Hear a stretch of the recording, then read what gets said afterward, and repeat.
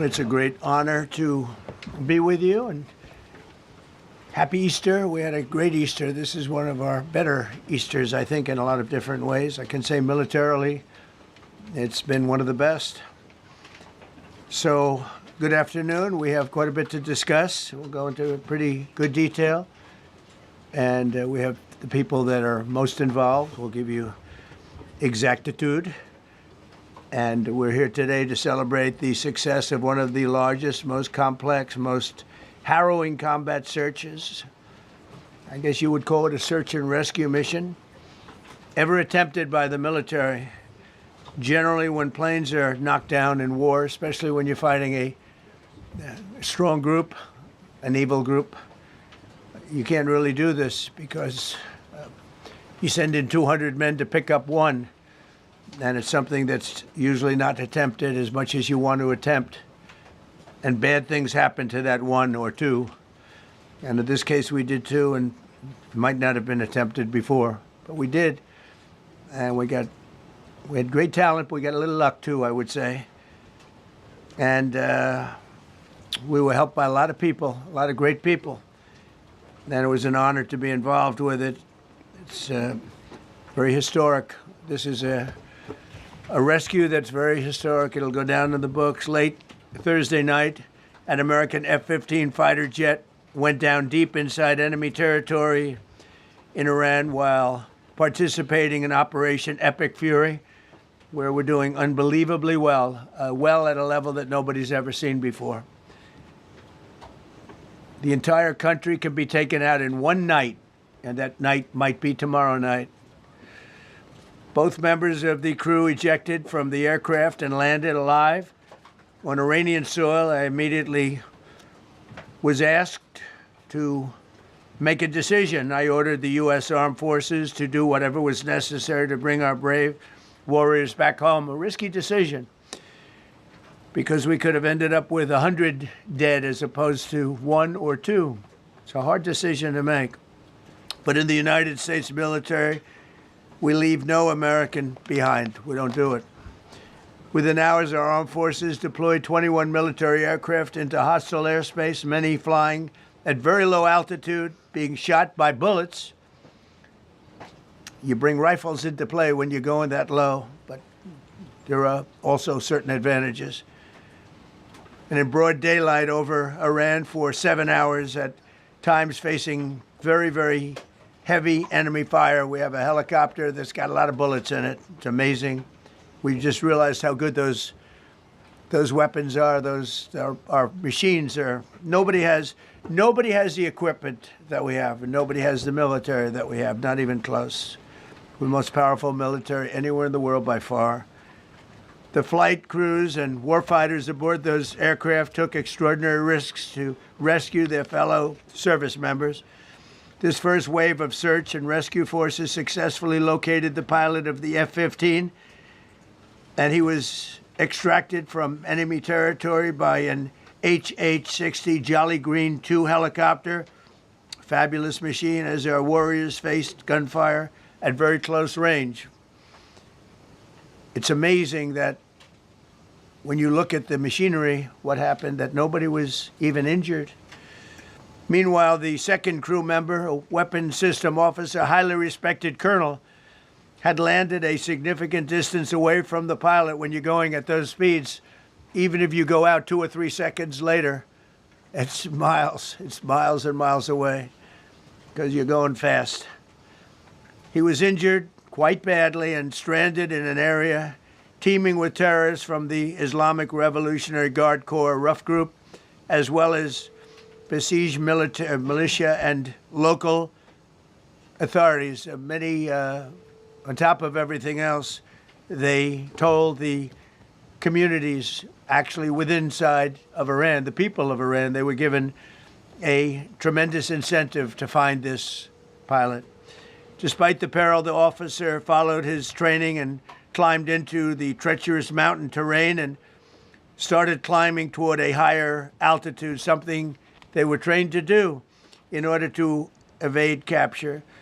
They want to always go as far away from the site of the shoot down You want to go as far away because they all head right to that site. You want to be as far away as you can. And he was injured, and he was an amazing, amazing thing. He scaled cliff faces, bleeding rather profusely, treated his own wounds, and contacted American forces to transmit his location. They have a very sophisticated beeper-type apparatus that is on them at all times. And when they go out on these missions, they make sure they have lots of battery space and they're in good shape. And this one worked really well, amazingly, saved his life. We immediately mobilized a massive operation to retrieve him from the mountain holdout, and he kept going higher and higher. The mountain kept getting rougher and rougher, and really very, very hard to find. The second rescue mission involved 155 aircraft, including 4 bombers, 64 fighters, 48 refueling tankers, 13 rescue aircraft, and more. We were bringing them all over, and a lot of it was subterfuge. We wanted to have them think he was in a different location because they had a vast military force out there. Thousands of people were looking. So we wanted them to look in different areas, so we were scattered all over like we were right on top of them. We had 7 different locations where they thought, and they were very confused. They said, well, wait a minute, they've got groups here, they've got groups there. It's an amazing thing. I was listening to these great people, these great generals. General Raisin Kane was amazing, and Pete Hegseth was amazing. But I listened to the whole thing. It was pretty amazing. So they had all these different sites where everybody thought he was located. We think we have him over there because they have 9 planes circling a little area that's 25 miles down the coast. So in a breathtaking show of skill and precision, lethality and force, America's military descended on the area, the real area, engaged the enemy, rescued the stranded officer, destroyed all threats, and exited Iranian territory while taking no casualties of any kind. The heroic F-15 weapons system officer had evaded capture on the ground in Iran for almost 48 hours. That's a long time when you're in tough shape and when you're bleeding. It's a long time. When we left, as you probably know, we had 2 large planes, pretty old planes that carried a lot. We needed a lot more equipment going in than coming out, obviously, because going in, we needed to be able to scale mountains. And we had a lot of equipment. But the sand was sandy, wet sand. So we thought there may be a problem taking off because of the weight of the plane. And then we also had all the men jumping back onto the planes.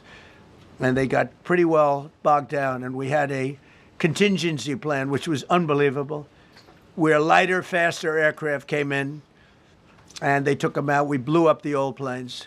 We blew them up to smithereens because we had equipment on the planes that, frankly, we'd like to take, but I don't think it was worthwhile spending another 4 hours there taking it off. So we didn't want anybody to have, we have the best equipment anywhere in the world. We didn't want anybody examining our anti-aircraft and other equipment. So these were large planes that were old and pretty old, and we blew them up. And we had faster, lighter planes come in, and they were able to land on the sand. We needed the bigger planes because we had so much equipment that we needed. We took 3 helicopters over there, which were very strongly used and couldn't have lived without them. They did, and they performed unbelievably well. And if you'd see it, you wouldn't believe it. They came off the plane, and these guys had them. The rotors were off. They rebuilt these helicopters in less than 10 minutes. And that was one of the more amazing things. These are helicopters, small, unbelievably powerful, but small, very small, so it can get into certain areas. And they got them off the plane, and they rebuilt all 3 of them in a matter of less than 10 minutes. It's pretty amazing what the genius of these people. Who would think that? You'd think it would take 5 days to build them. And in some companies, it would take 5 days, and they wouldn't do it well. But they served us well. As Commander-in-Chief, I never forget the extraordinary risk taken by the warriors that we send into battle and the genius. I mean, think of it, having a contingency of 3 planes waiting because we think the sand is so bad that we probably won't be able to take off. And the planes really got bogged. The sand this was not much of a runway. This was a farm, not a runway. It's a farm, but it did the trick. But to have a contingency as opposed to having to wait 2 days, can you imagine, right in the middle? This was central. This was right, you would call it central casting if you were doing a movie for location. And probably the toughest area of Iran where we'd be sitting there. So these planes came in, those pilots came in so fast and so quick and got out of there. Everybody got aboard and just got 15-minute intervals. 1 load out, 1 load out. 1 load out. It happened, and we were watching, and we said, "That's amazing." It's in many ways, I was almost more impressed by the contingency that we had than the fact that if we would have had a runway or decent soil. But it was an amazing thing. But we thank God for every single one of them and the talent, the genius. It's not even talent; it's genius. It's the whole ball game. Every one of them. If you look at what we did with Maduro, we went into a military compound, a massive, with thousands and thousands of soldiers, and within a matter of minutes, and he lived behind iron doors. There were steel doors, broke them down so quickly, and within almost minutes, he was in the back of these planes. It was a similar group, incredible. We have incredibly talented people, and if the time comes, we move heaven and earth to bring them home safely. We're going to bring our people home safely. I want to thank every member of the U.S. Armed Forces involved in these historic operations. They really were historic. It's just not something that's done. And you'd understand it. Not that they don't want to do it, but when you're going into areas, when you look at these helicopters, when you look at the amount of bullets and everything else that they took, when you go into these areas, you don't come out like we came out. God was watching us, I tell you. Well, it was the Easter, we were in Easter territory, I guess, but God was watching us. Amazing. Because when you look at the machinery, they took damage. It tells you, first thing I said is, these are unbelievable machines, how they flew back and not even much of a problem. But these 2 extraordinary rescues, because it was 2, and as you probably know, we didn't talk about the first one for an hour, and then somebody leaked something, which we'll hopefully find that leaker. We're looking very hard to find that leaker. And talked about there's somebody missing. They basically said that we have one and there's somebody missing. Well, they didn't know there was somebody missing until this leaker gave the information. So whoever it was, we think we'll be able to find it out because we're going to go to the media company that released it, and we're going to say, national security, give it up or go to jail. And we know who, and you know who we're talking about, because some things you can't do. Because when they did that, all of a sudden, the entire country of Iran knew that there was a pilot that was somewhere on their land that was fighting for his life. And it also made it much more difficult for the pilots and for the people going in to search for him. All of a sudden, they know that there's somebody out there. They see all these planes coming in. It became a much more difficult operation because a leaker leaked that we have one, we've rescued one, but there's another one out there that we're trying to get. So actually, the country, Iran, put out a major notice, you all saw it, offering a very big award for anybody that captures the pilot.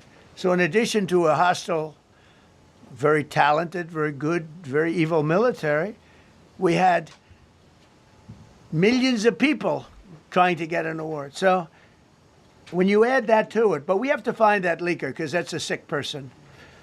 Probably didn't realize the extent of how bad it was. I can't imagine that the person did, but we're going to find out. It's national security, and the person that did the story will go to jail if he doesn't say, and that doesn't last long, and I think everybody would understand it. They put this mission at great risk.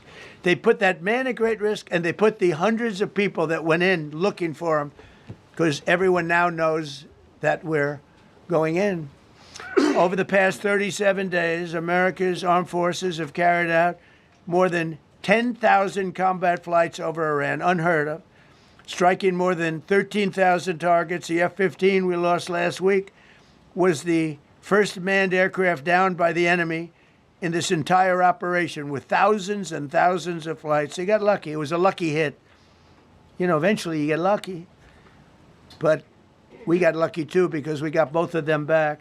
But it's a record that is unparalleled in the history of military air operations. Nobody's ever seen anything like it. It's such an honor to be involved with it.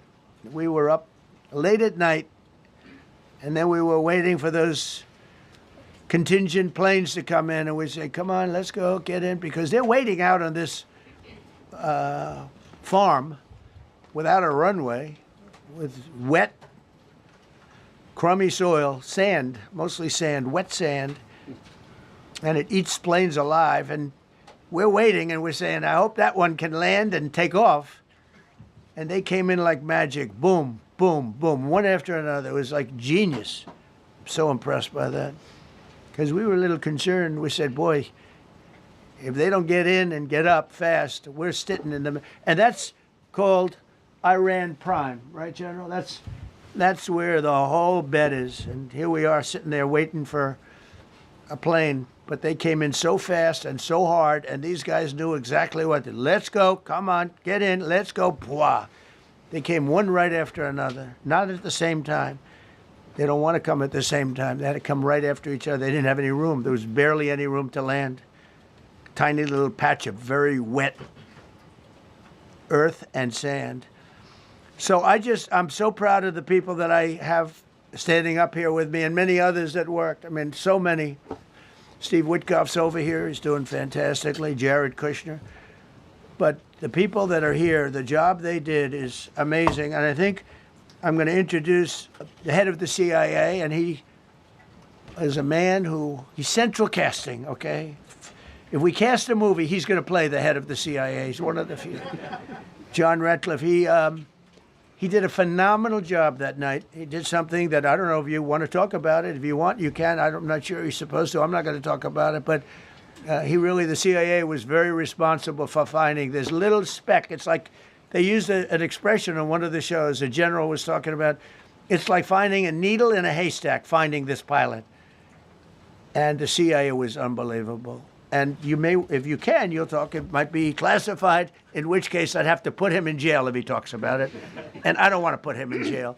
He doesn't deserve that. So, John, do you want to say a few words? Thank you. Thank you, Mr. President. It's a privilege to be here with you today to share what we can about this exceptional mission and to recognize the ingenuity and bravery of those who executed it, as well as the leadership and resolve of the president who ordered it. One thing that has been clear to me in this role is that the flawless military operations that the Department of War is known for are hostage to flawless intelligence. We saw that in the skies over Iran in Operation Midnight Hammer last summer. We witnessed it in Venezuela during Operation Absolute Resolve.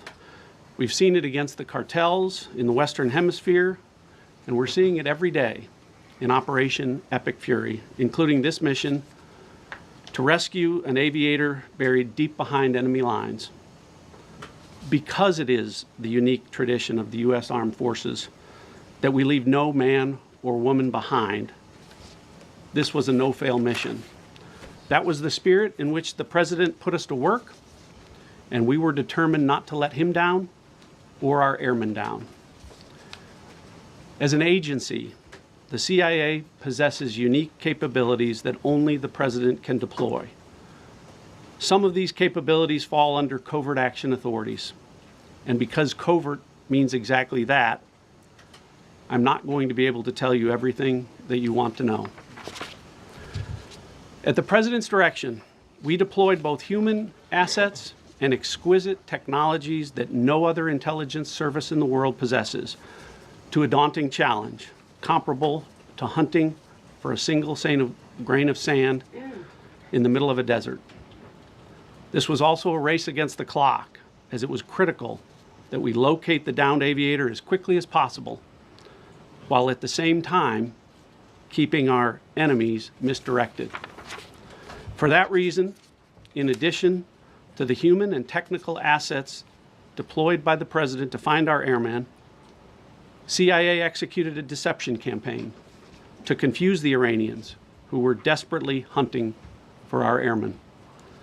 On Saturday morning, we achieved our primary objective by finding and providing confirmation that one of America's best and bravest was alive and concealed in a mountain crevice, still invisible to the enemy, but not to the CIA.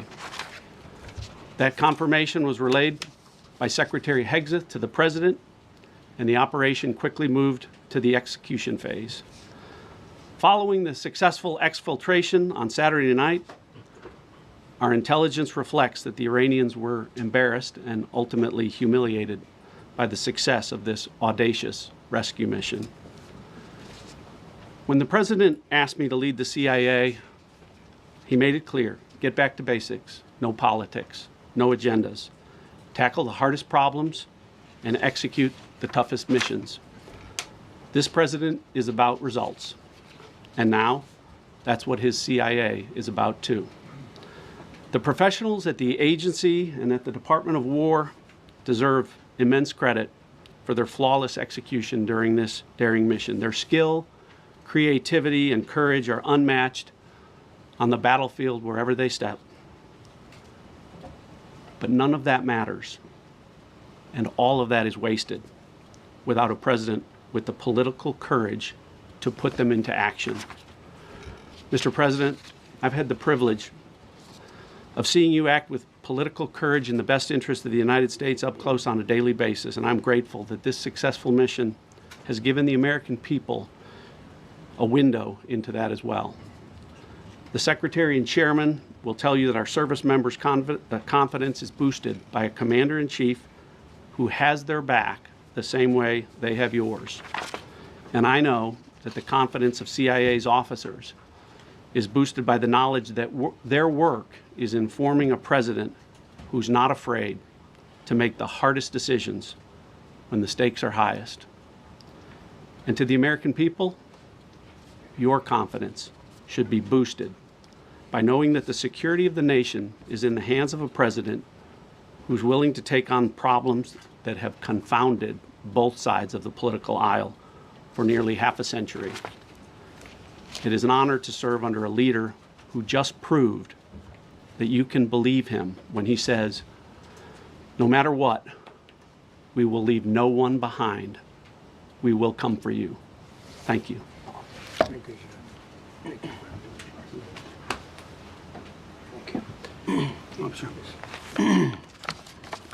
Well, John, thank you for the collaboration of the CIA as well. Incredible and ongoing partnership. Ladies and gentlemen, fellow Americans, and especially the brave warriors in our armed forces, over this Easter weekend, the United States military has once again proved why we possess the greatest fighting force the world has ever known. In two extraordinary combat search and rescue operations deep inside enemy territory in Iran, our warriors executed missions of breathtaking skill, courage, and precision. When our warriors are unleashed, as this president has allowed them to be, they are unstoppable.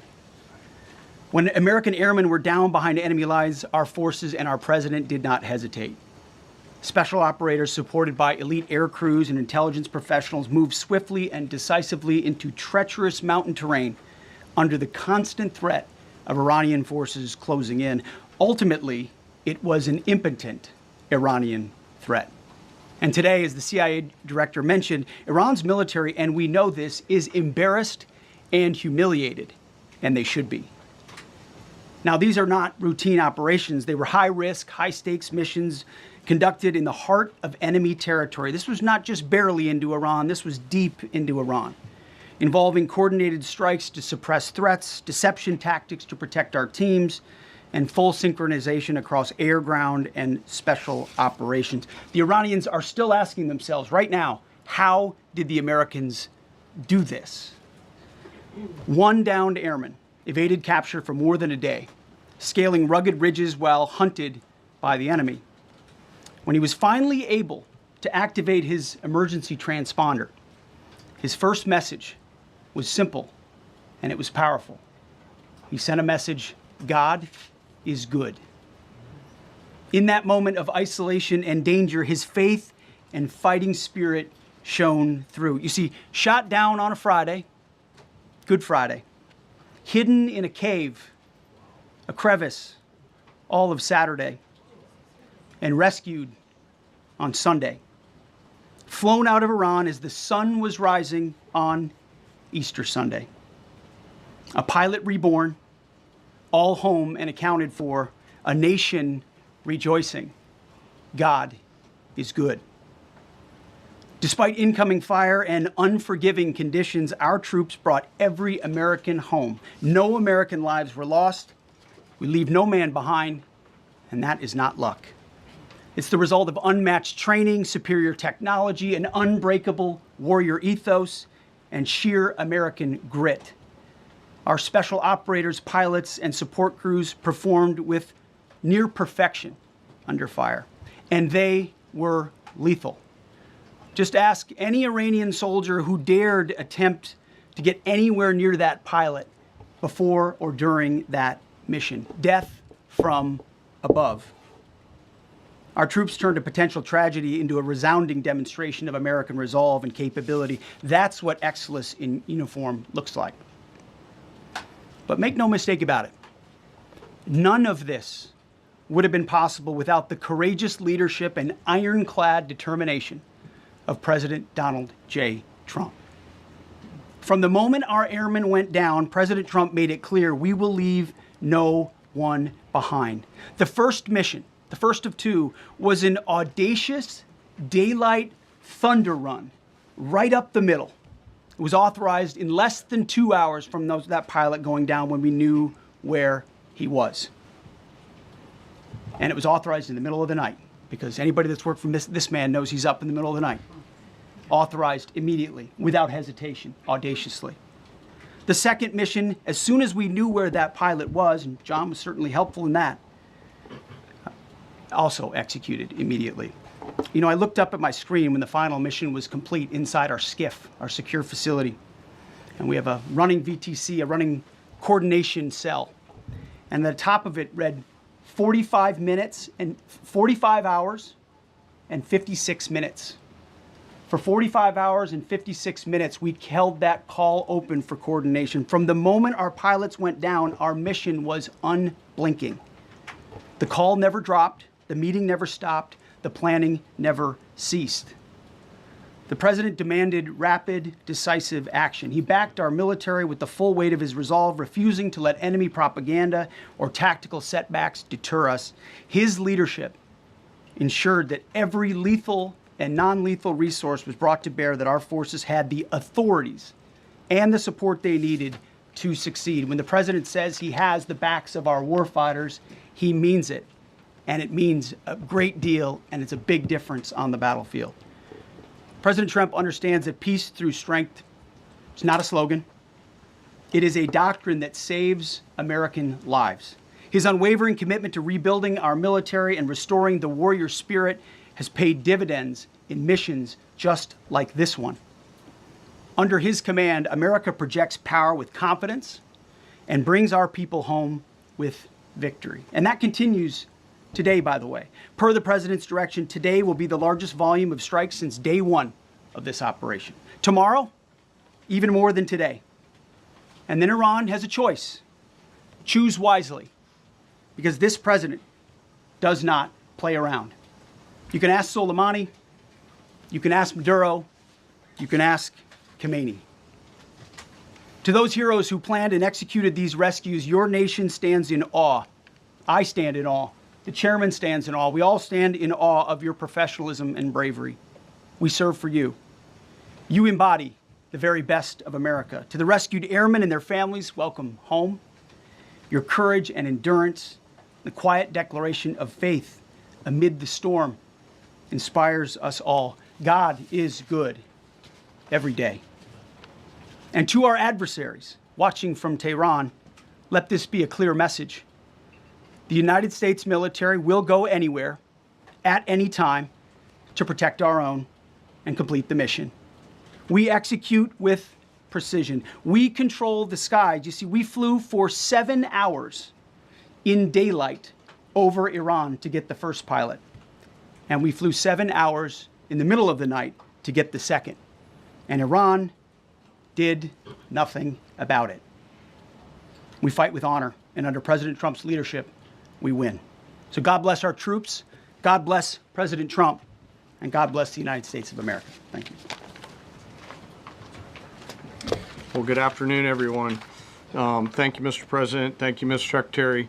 A note before I start, I know many of you want specific details in these briefings. We will share what we can, but I will retain what I must in the event that we have to go do this again sometime. And I cannot stress the importance, as the President said, around operational security. The Secretary and I will do a more detailed briefing tomorrow morning, and we look forward to sharing the details that we can.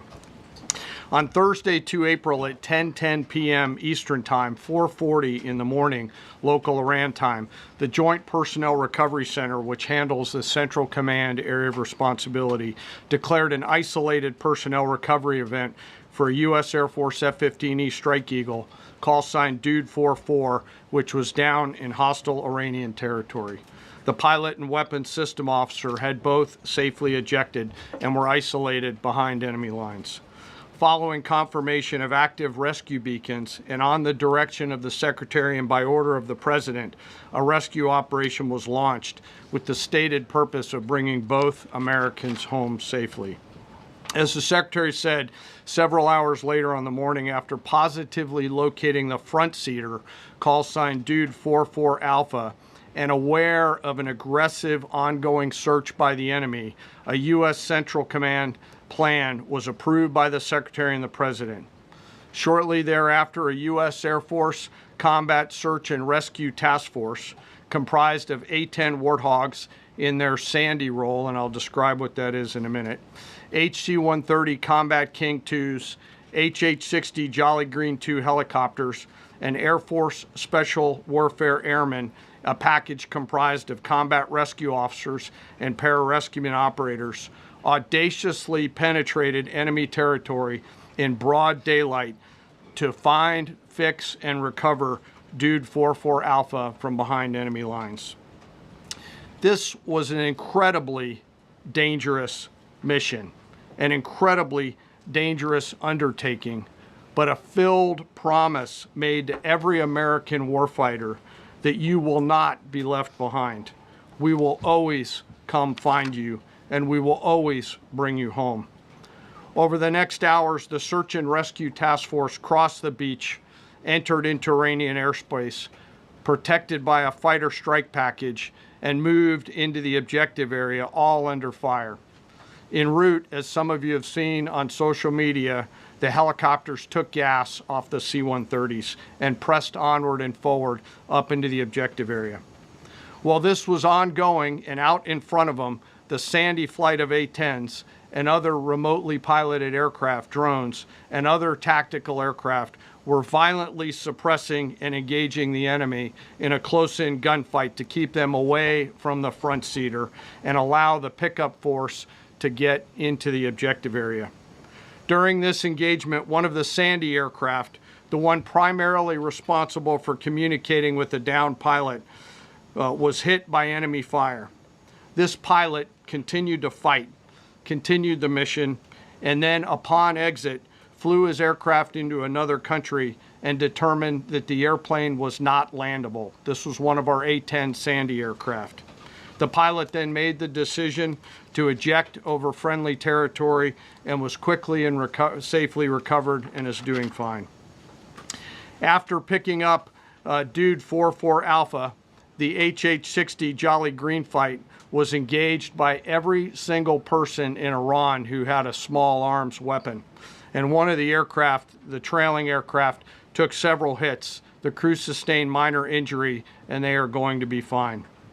A note for those of you that do not know what a Sandy does.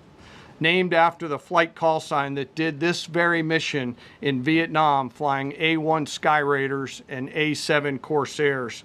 A Sandy has one mission: get to the survivor, bring the rescue force forward, and put themselves between that survivor on the ground and the enemy. They are committed to this. This is what they live for, and this is what they've trained for over many, many years.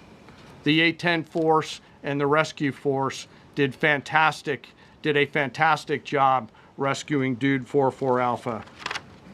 He was recovered Friday afternoon.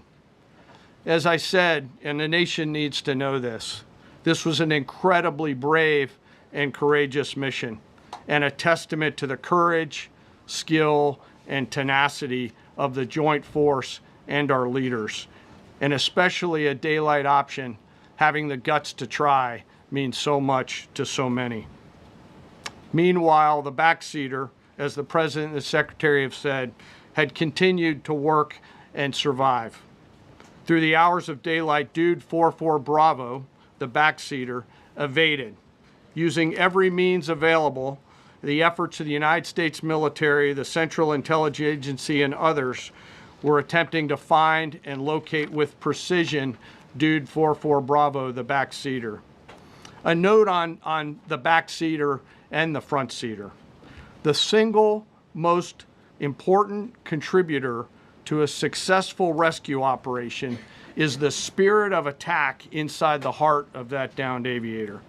Their will to survive, their will to evade, their will to recover is everything.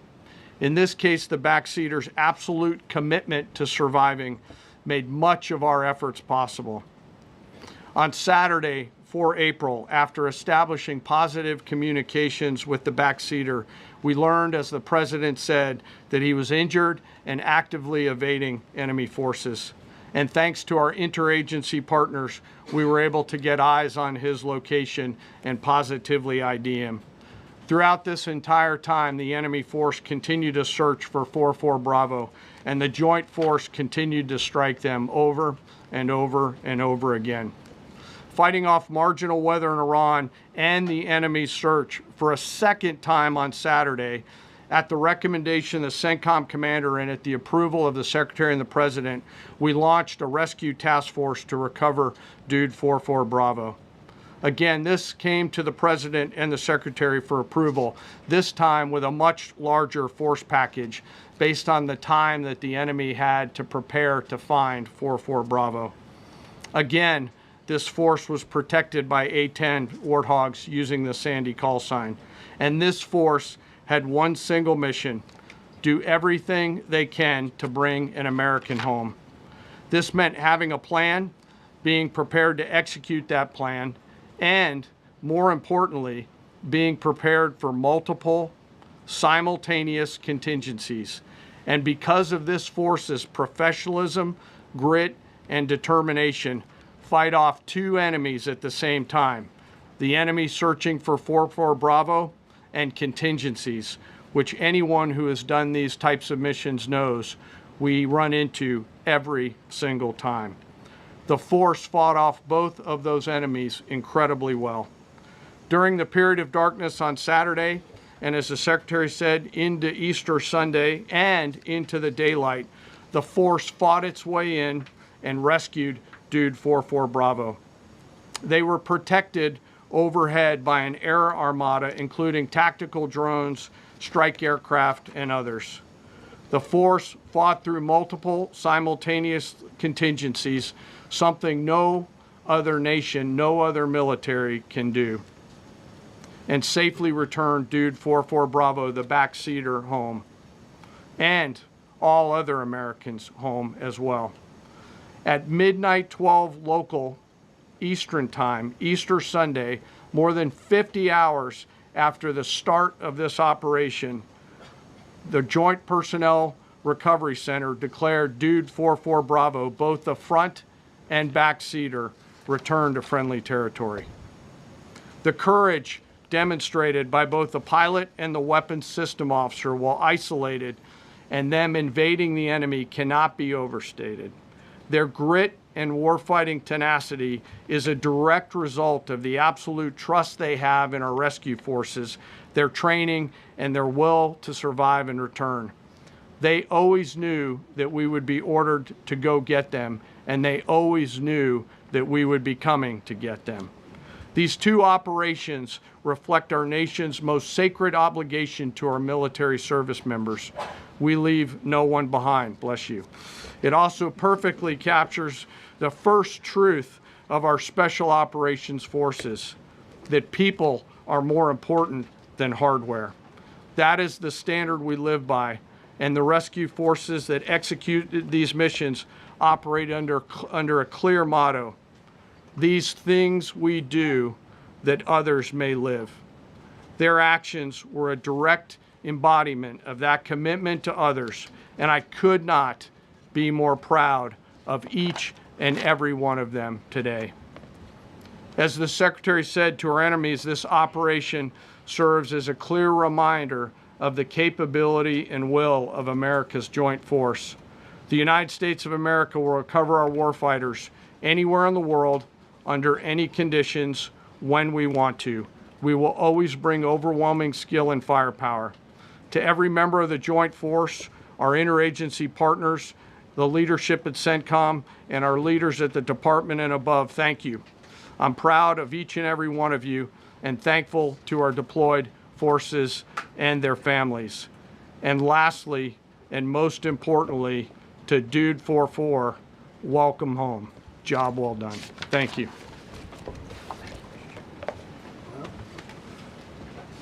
Pretty amazing, pretty amazing.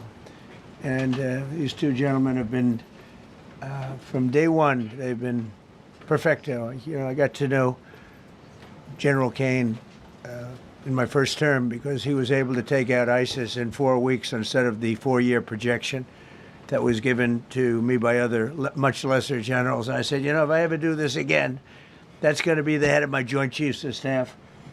And we worked it that way, didn't we? It's amazing. He took out ISIS. We defeated ISIS in 4 weeks. I was told it would take 4 years. I flew to Iraq to find out with the greatest equipment in the world, why would it take 4 years? And he told me, sir, it won't. It'll take 4 weeks and you'll have time left over. And that's exactly what happened. So he's great. And Pete, all I can say is that he was treated very unfairly. And now those same people that treated him unfairly, that fought against him, they called me up saying, what a great choice he was. They said, well, what happened during his nomination? What happened to you? I'm telling you, people that were not for him, senators, friends of mine, sir, I don't think you're doing the right thing. Now they're calling me up. What a choice. These two guys are fantastic. And John Ratcliffe was incredible. It was actually their genius that called us from, he was 40 miles away. And he said, you know, we're seeing something moving up in the mountain. This is at night.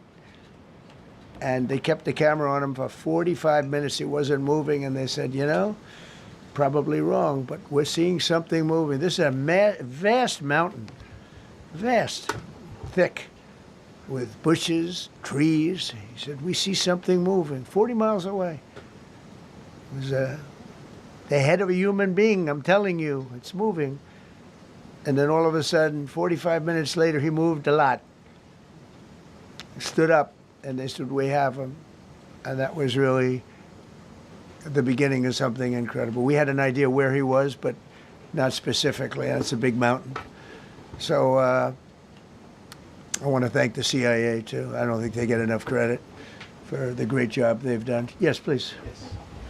Thank you very much, Mr. President, for this great opportunity. Country, it has super army. You make a difference, Mr. President. Thank you for your greatest leadership. Thank you. I have 2 quick questions, Mr. President.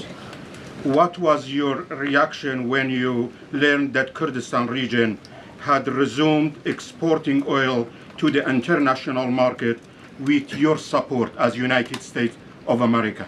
Well, I expected that. We've gotten along with the Kurds for a long time, so I expected that.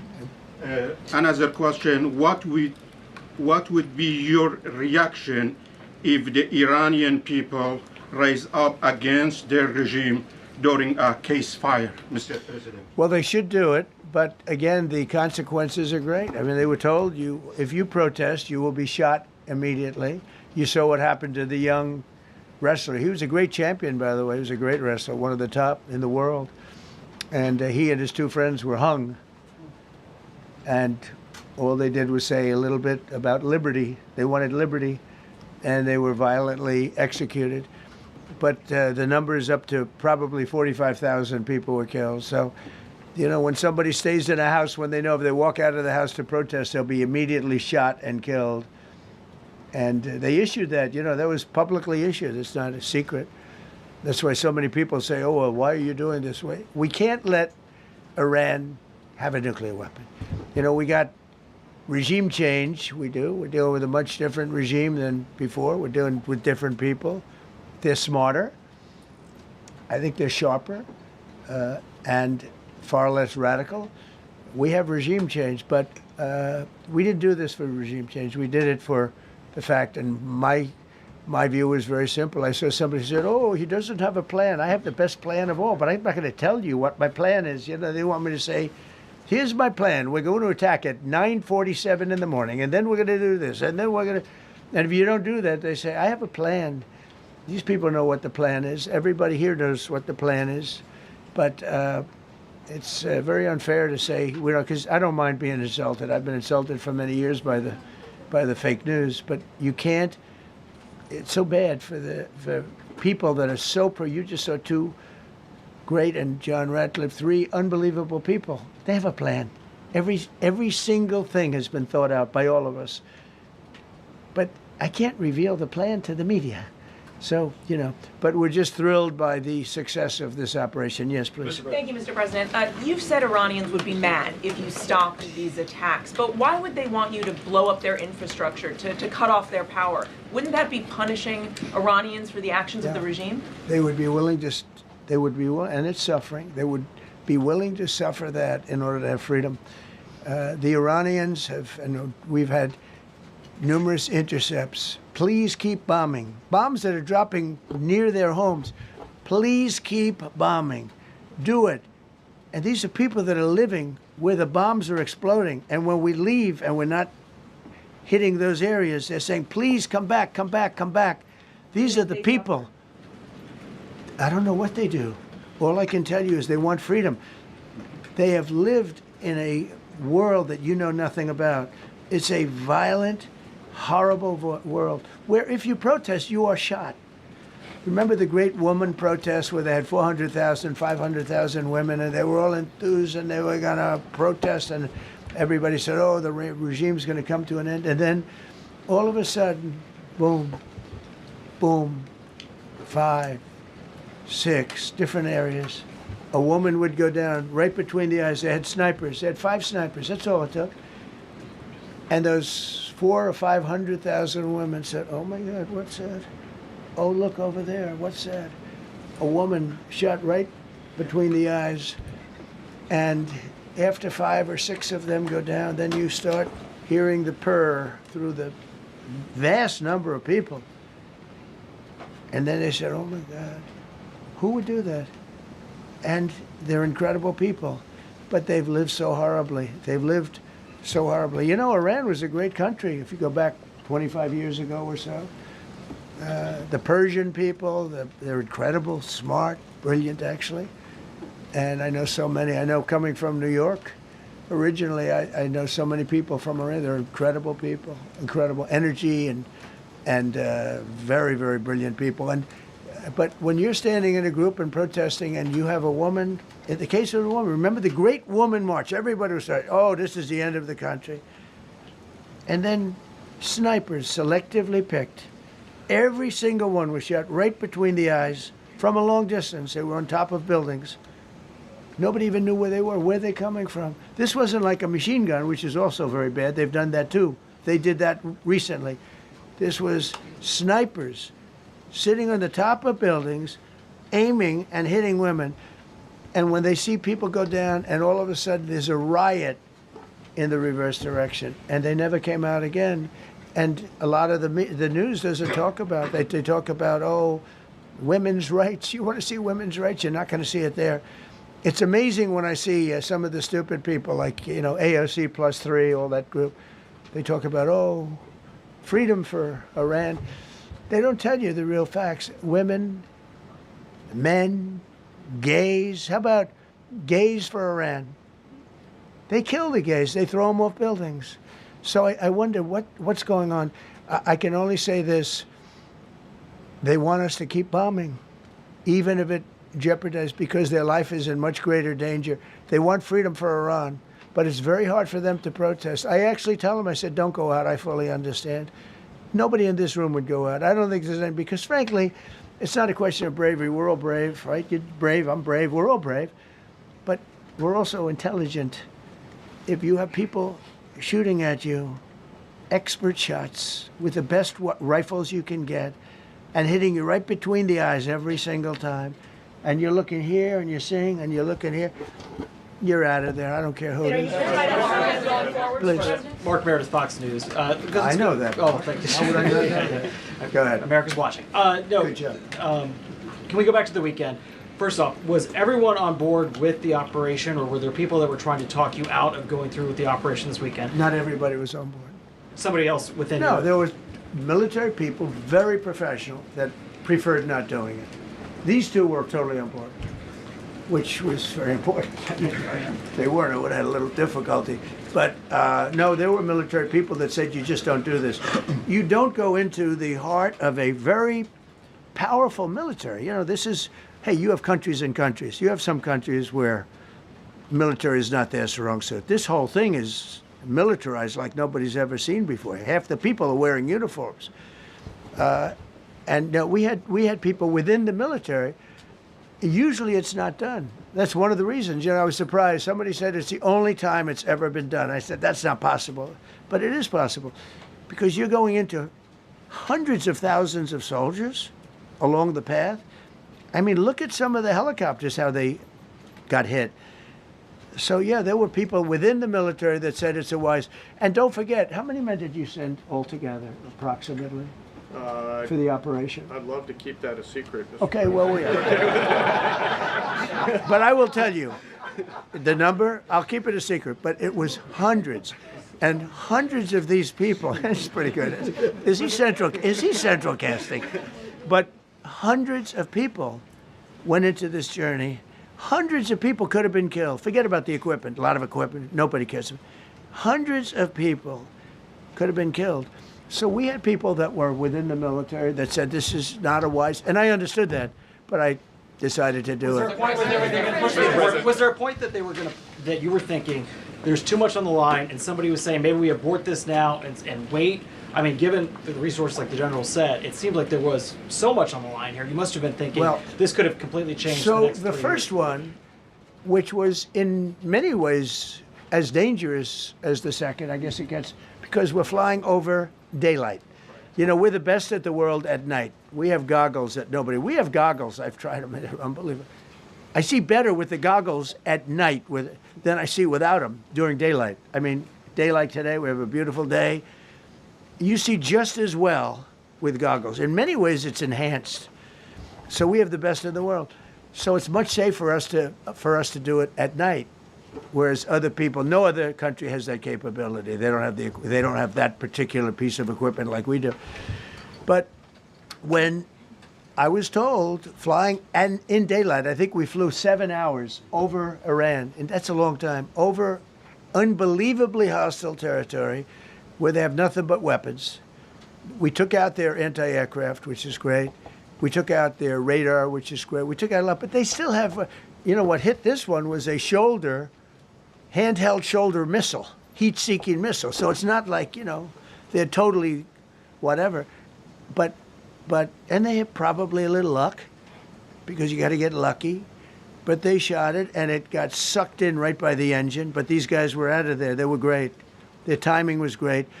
But no, I was told that this is a very dangerous mission. I understand. They didn't say it's a foolish mission. They said, we're going to be sacrificing hundreds of people do this. This is, you have tankers that are flying over this area so that because the flight was so long, they had to refuel. It's a very dangerous mission. I just felt it was worth it. If you would have told me that we would have been successful, gotten both, and nobody was even essentially injured, I would have said that would be impossible. Yeah, please. Mr. President, thank you very much. Thank you, sir. Well, I'll come back to you. Okay, thank you. Given that you are now dealing, you say, with a more reasonable, less extreme leadership in Iran, what does that mean for the protesters, for the human rights movement in that country after this conflict? Well, I What's think your positive. expectation? Yeah, if they assume control, if we do something and they assume control, I think it's very positive, a big step. I don't think you'd see the radicalization that you have seen in the last. Look what happened. I mean, women are being executed because they're not properly clothed, they say. They're not properly clothed, and they execute the women. They shoot them right on the street. No, you have a much different group of people. Now, I'm not saying we are dealing with them. Essentially, they have till 8 o'clock tomorrow night, Eastern time. But we are dealing with them. I think it's going well. Mr. Witkoff is here, and JD's involved in the dealing. Mr. Witkoff is sitting right here, and I think it's going fine, but we'll have to see. You have to understand, we've been dealing with these people for 47 years. I'm standing here with a much more powerful Iran as of a month ago, not anymore. Right now, they are decapitated. But I'm standing here a month ago with a much more powerful Iran than it was at any point during 47 years. This should have been handled by 7 presidents, a lot of presidents. And those presidents are saying now, every one of them to their friends, we should have done this a long time ago. So it's not something I like doing. It's very dangerous, and we're getting them at the height of their strength. If I didn't terminate the Barack Hussein Obama Iran nuclear deal, they would have had don't forget, that was a path to a nuclear weapon. Remember this. He chose Iran over Israel, pure and simple. How Israel can vote for a Democrat is, if you're Jewish in New York City or any place else in this country, and how you can vote for a Democrat is unbelievable, because he chose Iran, a very hostile Iran. Remember when he filled up a 757 with cash, billions of dollars of cash, and he sent it over to them. Then they gave them tens of billions of dollars.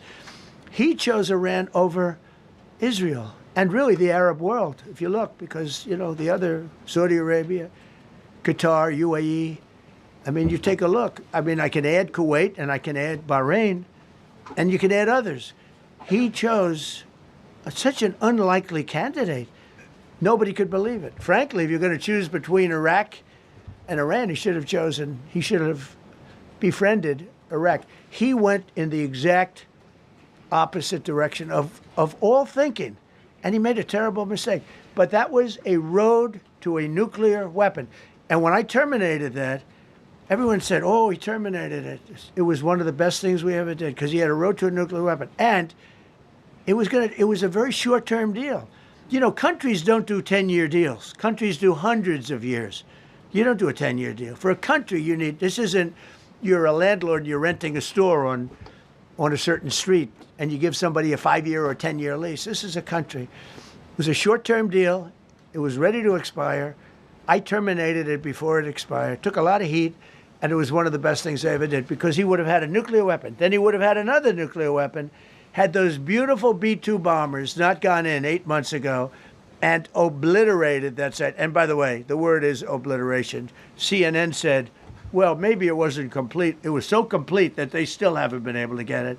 It was obliteration. But if we didn't hit them, that was a courageous decision, too, because we had all those planes flying in at night with very little cover, unbelievable stealth planes, and they were able to do their job. If we didn't do that, Iran would have had a nuclear weapon at a high level, either one of those two instances. And if they did, in my opinion, I told this to Bibi Netanyahu yesterday, Israel would have been extinguished. Large portions of the Middle East would have been extinguished, whether it's Saudi Arabia, Qatar, UAE, or others. And you saw that with thousands of missiles raining down upon them. They didn't think they were going to be hit. They thought they'd be watching us fight. And all of a sudden, UAE got hit by 1,500 missiles. He would have taken them out also. and they were powerful. If I didn't come along and terminate the Obama deal, which was terrible, the Iran nuclear deal was a road to a nuclear weapon, a big one, unlimited, legally. I terminated it without even much thought. It was so easy. I terminated that, and then the B-2 bombers. And I did one other thing. I had killed Qasem Soleimani, who was an evil genius. And the reason I did it, I heard he was going to knock out 5 of our military bases. And had he lived, I believe we would be fighting perhaps a different Iran right now, because he's never been replaced, you know. And I did one other, but this one was not picked up. Osama bin Laden. If you read my book, I said you got to take him out 1 year before the World Trade Center came down. So I wish you'd read the book. But you, as a president, to be a good president, I believe you have to have good instincts. And a lot of this is instinct. Yeah, please. Thank you so much for taking my question today, Mr. President. Mr. President, last week you suggested that Europe should take the lead on reopening the Strait of Hormuz. Has circumstances changed now that you're issuing a direct 48-hour ultimatum? And secondly, would a new ceasefire include Israel, or would it just be between Iran and the US? I can't talk about ceasefire, but I can tell you that we have a active, willing participant on the other side. They would like to be able to make a deal. I can't say any more than that, but they'd like to do it. You've listed the goals. Excuse me. Please, go ahead. You've listed the goals. Who are you with? Who are you with? My name is Diyar Kurda. I'm with the largest Kurdish media outlet, Ruda Media Network. It's based in Iran. Go ahead. Mr. President, you said before that you don't want the Kurdish forces to enter Iran and be harmed. Do you still want them to stay away? Or what role do you expect them to play now? I'd rather have them stay away. And then, I'd rather have them stay away because I think they bring with them some problems and some difficulties. And I don't think they bring death, I mean, you know, to themselves. But I'd rather have them stay away. Go ahead. Thank you, Mr. President, for the question. Deliberate attacks on civilian infrastructure violate the Geneva Conventions and international law. Who are you with? I'm with the New York Times. Zolan from the New York Times. Are you failing? Are you concerned? Circulation way down at the New York Times. Are you concerned that your threat to bomb power plants and bridges amount to war crimes? No, not at all. No, I'm not. I hope I don't have to do it. But again, I just said 47 years they've been negotiating with these people. They're great negotiators. And because they're not going to have a nuclear weapon. And if somebody that takes my place someday is weak and ineffective, which possibly that will happen because we had numerous presidents that were weak, ineffective, and afraid of Iran, we're never going to let Iran have a nuclear weapon. And if you think it's okay for people that are sick of mind, that are tough, smart, and sick, really sick, from a policy standpoint, from a any which way you want to say, mentally, these are disturbed people. If you think I'm going to allow them, and powerful and rich, to have a nuclear weapon, you can tell your friends at the New York Times, not going to happen. It means violating international law. Quiet. You no longer have credibility at the New York Times. Because the New York Times said, oh, Trump won't win the election, and I won in a landslide. I won every swing state. New York Times said, oh, Trump won't win the election. New York Times has no credibility. The credibility they have is it used to be all the news that's fit to print. The old gray lady, it was great, but they're running on past fumes, and you can't keep doing that. You have to be able to give the correct news. And people like you, who I know, are fake. You're fake. Go ahead, please. Your messaging on the war has moved from the war is coming to an end to war going to be bombing Iran to the Stone Ages. Right. And we've heard a range of those kind of messages. So which is it? Are you winding this down or are you escalating it? I can't tell you. I don't know. I can't tell you. Depends what they do. This is a critical period. They have a period of, till tomorrow at 8 o'clock. I gave them an extension. They asked for an extension of 7 days, right? I said, Steve, give them 10 days. 10 days is up actually today, so I gave him 11, I guess indirectly. I thought it was inappropriate the day after Easter. I want to be a nice person. They have till tomorrow. Now we'll see what happens. I can tell you they're negotiating, we think, in good faith.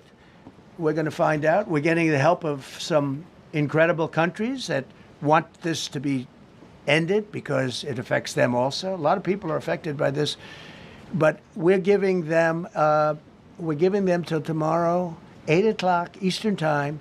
And after that, they're going to have no bridges. They're going to have no power plants. Stone Ages, yeah. Stone Ages. CNN fake news. Are you willing to make a deal that does not include reopening the Strait of Hormuz, or is that now a top priority? I would say it's a very big priority because, see, that's one thing that's a little different than other things. We can bomb the hell out of them. We can knock them out for a loop. But to close the strait, all you need is one terrorist that somehow has a truck loaded with, because you can carry them in trucks, large trucks, a water mine, drop them in the water, and now you tell people that own ships that cost $1 billion to don't worry about the mine. You can do that even just by saying we put mines in the water. So it's not like the rest. We can knock out their military. We already have. We've knocked out their Navy. We've knocked out their Air Force completely. We've knocked out 158 ships in 3 days. We've knocked out even their mine droppers. They don't have any mine droppers anymore, but they put them on other boats, and they could drop them. I'm not even sure they have any mines there, by the way. I'm not sure. I'm personally, they say there might be 8. I don't know. I think there might be none because they're very good bullshit artists. That's why for 47 years they've been bullshitting other presidents, and they haven't done the job. And people are living in hell. You live in that country, they're living in hell. No, I think that 47 years of this stuff is long enough. They're at the weakest point they've ever been. They have no Navy, they have no Air Force, they have no anti-aircraft weaponry, they have no radar, they have no communication. In fact, the biggest problem we have in our negotiation is that they can't communicate. I said to Steve, what are they saying? Sir, they can't communicate. They have no method of communication. So we're communicating like they used to communicate 2,000 years ago with children, bringing a note back and forth. They have no communication. But all I want to see is I want to have a safe world. And you're not going to have a safe world. Israel will be gone. The Middle East will be gone. And then they're coming for Europe. And I have to tell you, I'm very disappointed in NATO. Very. I think that NATO... I think it's a mark on NATO that will never disappear in my mind. You know, they're coming to see me on Wednesday. They're going to say, oh, we'll do this, we'll do that. Now they all of a sudden want to send things, you know. But they said it loud and clear at the beginning when I spoke to UK of all. I would have said they would have been the first because they're the oldest. And I say, yeah, I'd love to have a little help. He said, no, sir, we'd rather wait till you win. I said, I don't need help after we win. They have 2 old broken aircraft carriers, barely work. I said, I guess we can use them. Who the hell knows? I called the general. He didn't even want them. He said, we don't really need them. We got the SS Abraham Lincoln, sir. We don't need them. Do you know, we have, in terms of technology, we had one day 101 missiles going at 2,700 miles an hour, aimed at the Abraham Lincoln. 101 missiles. Out of 101 missiles, 101 missiles were shot down. Unbelievable technology. 10 years ago, 5 years ago, I don't know if that would have been possible, but 10 years ago, that wouldn't have been possible. 101 missiles heading to a ship that's not that far off the coast. And out of the 101 missiles, we shot down all 101. We have weaponry. The Patriots are unbelievable. We have weaponry that's unbelievable, yeah. Just to clarify. Go ahead, please. Yes. Thank you, Mr. President. You said earlier today during the egg roll that you would like to take Iran's oil, but Americans want U.S. forces home. Correct. What's that trade-off? If I had my choice, yeah, because I'm a businessman first. With Venezuela, as you know, the war was over in about 45 minutes. And we have great people running Venezuela, very good people. I mean, the relationship is good. And we are a partner with Venezuela. And we've taken hundreds of millions of barrels, hundreds of millions. Over 100 million barrels already is in Houston, refined and out. And paid for that war many, many times over, many times. You know, the old days, to the victim. Okay, you know that.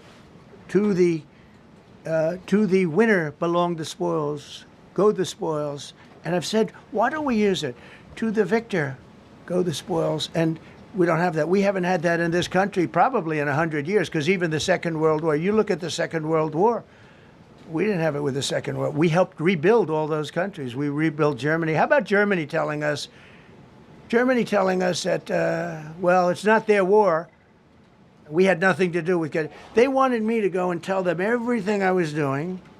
We didn't know anything about it. Well, if I would have told them, they would have leaked it, and we wouldn't have been nearly as successful, possibly, right?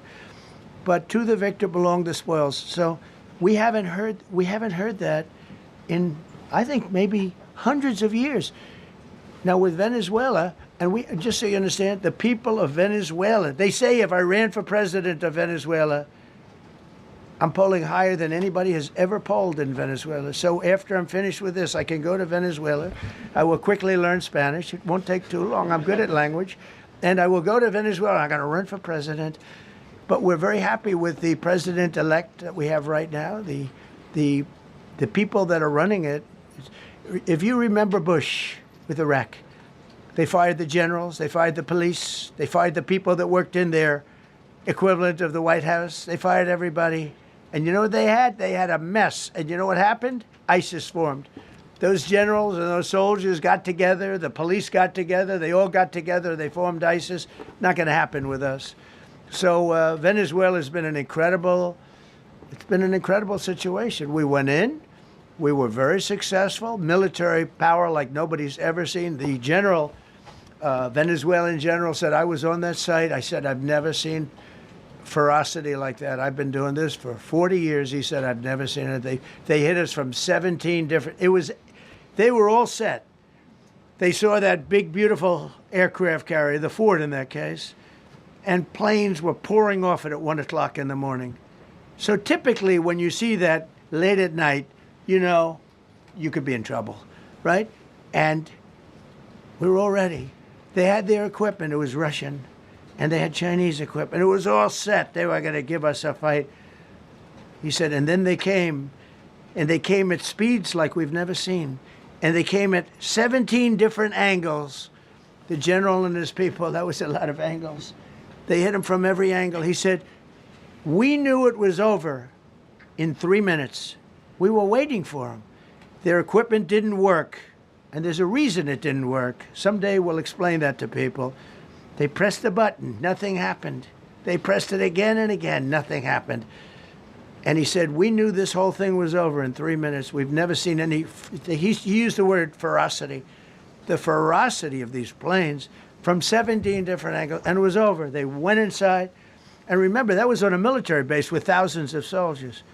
And those soldiers looked and they said, get the hell out of here. Thousands. We didn't have thousands. We had like 200 people. So we have a great military. And I'll tell you what, somehow this rescue captured the world's attention, more so than normally. You're talking about 2 people. But this rescue captured the world's attention. But we did it in Venezuela. That was amazing. And now we have a very bad man in prison and going to trial. I mean, he released, aside from the drugs, which he was terrible, Maduro released hundreds of thousands of people from jails into our country. Drug dealers, murderers, the worst people in the world were released into our country because we had a stupid president who probably didn't know. And we had a border czar who never went to the border and never once called our great Border Patrol agents, right? Not once, Kamala. She never called the Border Patrol. She never said, how are we doing? I used to call the Border Patrol guys every day. You can ask them, Paul, ask any one of them. Brandon, ask them all the time, how are we doing? How are we doing? And we now, I'm proud to say, have a totally sealed border. 9 months, nobody is coming through our border. And nobody even tries because they know they're not going to get through. So we don't have caravans anymore. So maybe 1 or 2 more and we'll be done. Mr. President, are you allowed to, or are you willing to end this conflict with Iran charging tolls for passage through the strait? Us charging tolls? Iran. What about us charging tolls? Is that something you're considering? I'd rather do that than let them have them, right? Why shouldn't we? We're the winner. We won, okay? They are militarily defeated. The only thing they have is the psychology of, oh, we're going to drop a couple of mines in the water, all right? No, we have a concept where we'll charge tolls, okay? I thought you meant us. Your question would have been more accurate if you said us. Go ahead. Thank you very much. So just to clarify, in order for Iran to successfully meet your deadline tomorrow, do they have to make a deal, open the strait, or both? We have to have a deal that's acceptable to me. And part of that deal is going to be we want free traffic of oil and everything else. Mr. President, thank you very much. You've said glory be to God in this conflict. Do you believe that God supports the United States' actions in this I do, war? because And have you God sought is his direction? good. Because God is good, and God wants to see people taken care of. God doesn't like what's happening. I don't like what's happening. Everyone says I enjoy it. I don't enjoy this. I don't enjoy it. These 2 guys don't enjoy it. You know, people say, "Oh boy, they're so tough." I don't like seeing people killed. I've ended 8 wars. Nobody's ever done it. The person who won the Nobel Prize came to me and said, "You deserve the Nobel Prize." She announced that. When they announced, they said, "Goes to Maria. She's a great person, really a good person." She said, No. This is ridiculous. They gave me the Nobel Prize. President Trump ended 8 wars. I could go over every one of them, including India and Pakistan, where the Prime Minister of Pakistan said President Trump saved from 30 to 50 million lives. That makes me much happier than what we're doing right now. That makes me much happier. We have 1 more to end, by the way. Okay. President, you called yesterday in your Truth Social, you called the Iranians crazy bastards. True. What is your response to critics who say that I don't care about critics. What is your response to critics who say that it is your mental health that should perhaps be examined as this war continues? I haven't heard that. But if that's the case, you're going to have more people like me, because our country was being ripped off on trade, on everything for many years until I came along.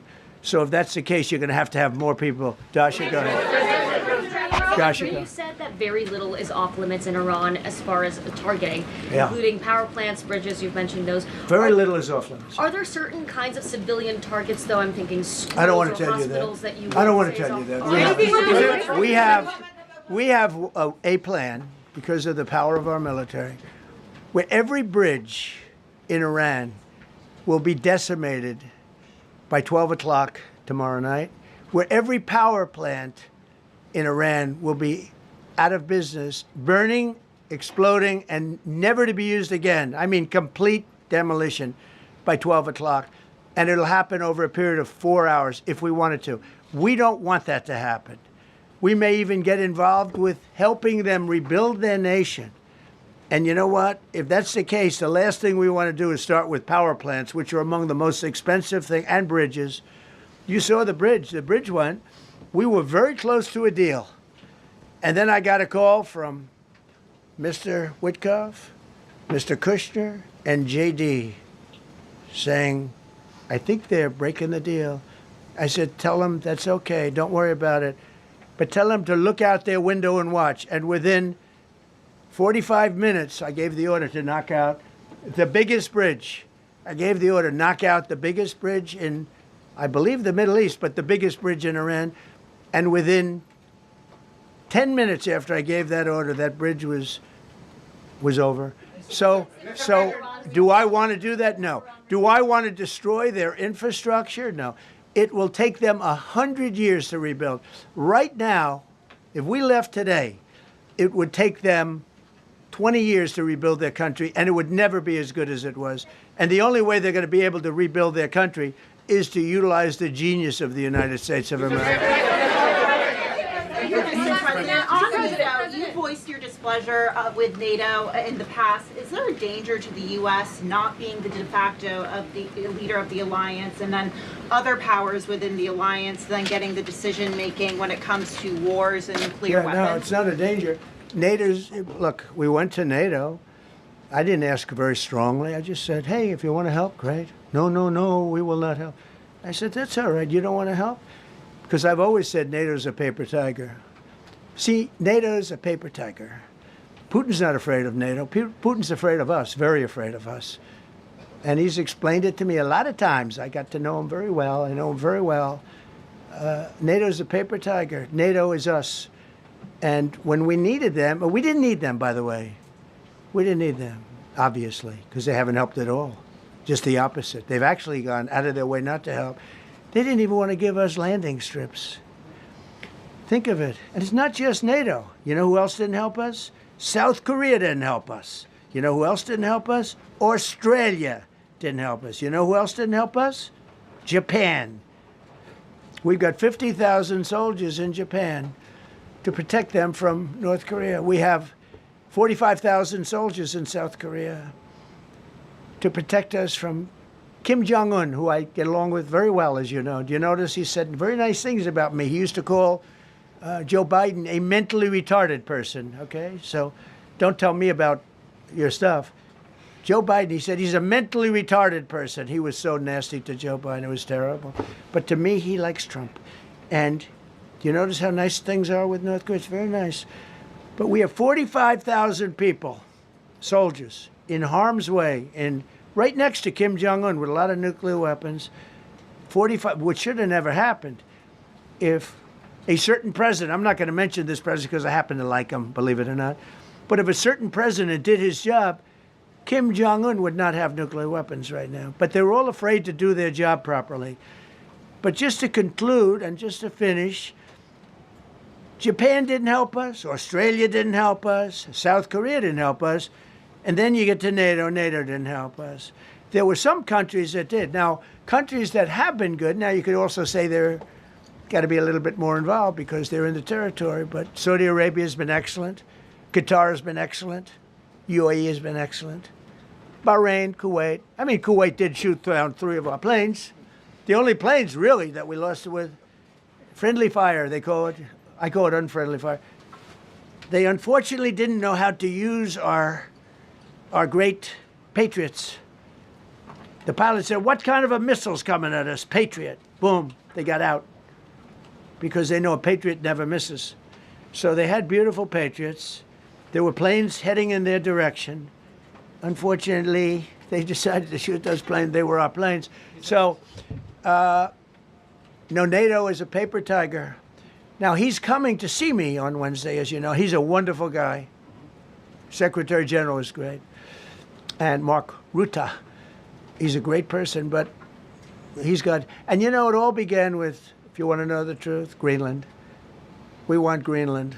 They don't want to give it to us. And I said, bye-bye. Okay, thank you very much, everybody. Thank you.